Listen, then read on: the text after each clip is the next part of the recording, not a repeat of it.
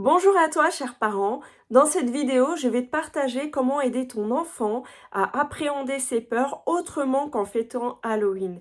Si tu es comme moi, si tu n'aimes pas forcément l'horreur, le morbide, tout ce qui est violent et trash, tu te demandes peut-être comment aider ton enfant à appréhender ses peurs.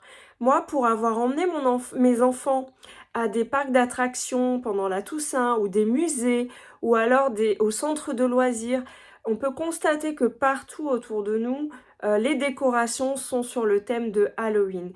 Et il y en a des très belles qui sont enfantines et malheureusement moi je trouve il y en a qui vont beaucoup trop loin pour moi, qui vont jusqu'à des maquillages hyper violents avec des cicatrices et du sang dégoulinant partout, et selon moi c'est trop réaliste pour nos enfants et même pour moi personnellement, et je n'aime pas être confrontée à ça.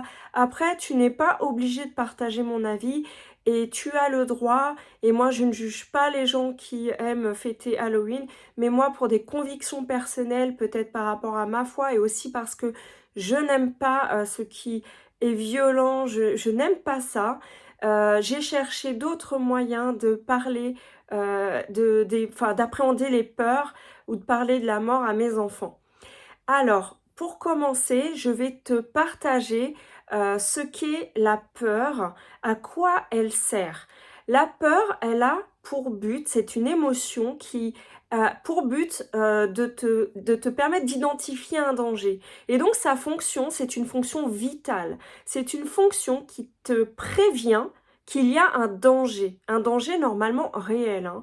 Mais il se trouve que le cerveau ne fait pas la distinction entre le réel et l'imaginaire, et quand tu ressens dans ton corps la réaction de peur, c'est que ton cerveau a analysé un danger.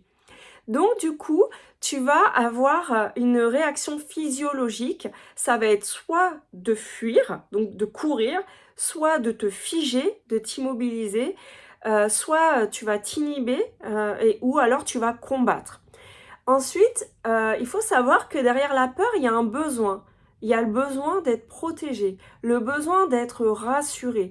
Et c'est normal en fait quand il y a un danger. Donc ton enfant, il a besoin d'appréhender ses peurs. Il a besoin que derrière en fait, il puisse être rassuré.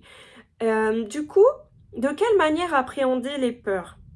Moi, qui n'a pas du tout envie de me déguiser en personne sanguinolente avec le sourire, avec des cicatrices, enfin bref, vraiment, je me suis dit, bah ok, enfin une fois en discutant avec les animateurs du centre de loisirs, je leur ai demandé si c'était obligé de mettre un squelette et un cercueil devant le centre de loisirs.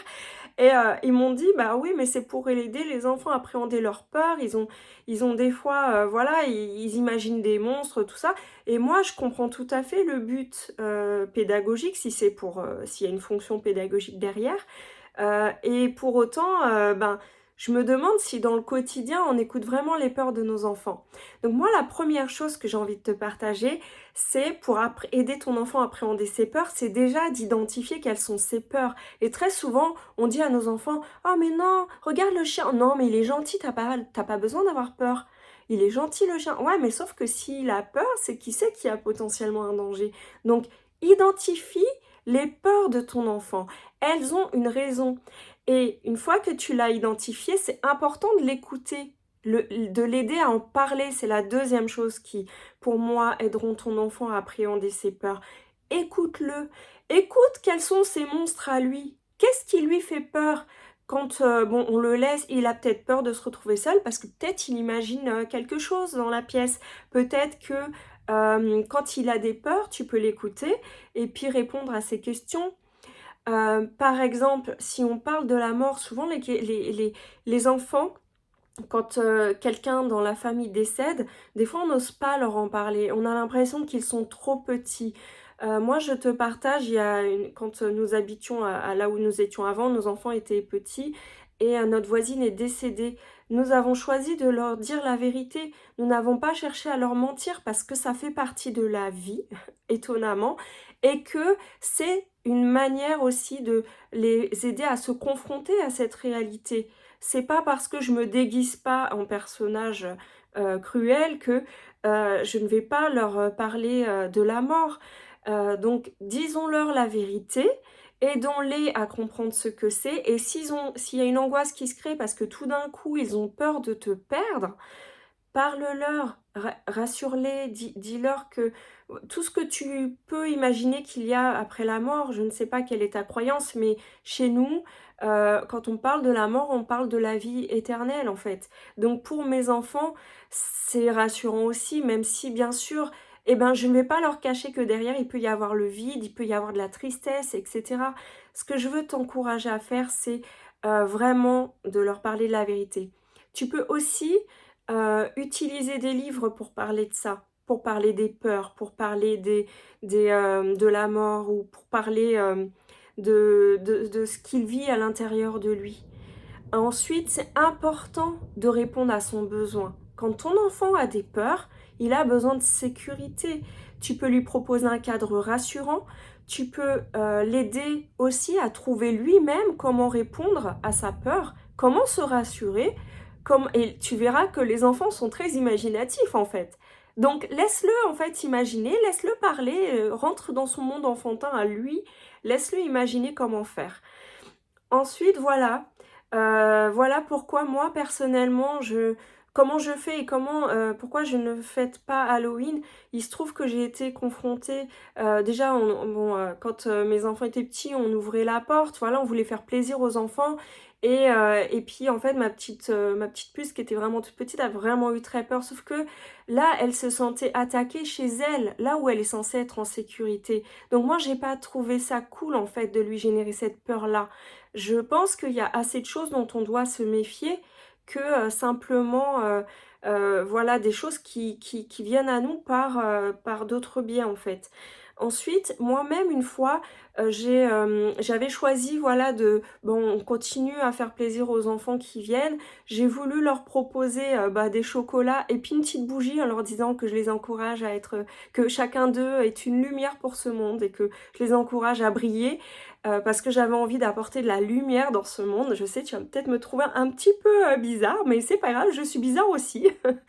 Et en fait, le soir, à 21h, ce sont des jeunes qui sont venus. Sauf que eux n'étaient plus au stade enfantin ou le stade où c'est un jeu. Ils avaient vraiment... Il y en a un dans le groupe, pas tous, les autres avaient une attitude plutôt cool. Mais il y en a un qui m'a vraiment foutu les jetons. Et je me suis dit, bah non, moi j'ai pas envie de ça. J'ai envie d'être en sécurité chez moi. Et du coup, je me suis dit, ben voilà, moi c'est pas quelque chose que j'ai envie de faire. J'ai plutôt envie d'appréhender les choses autrement. J'ai pas envie que mes enfants apprennent à faire peur aux autres sans se soucier de ce que ça va générer chez les autres. J'ai pas envie de leur apprendre à mentir, à jeter des sorts, à faire du chantage.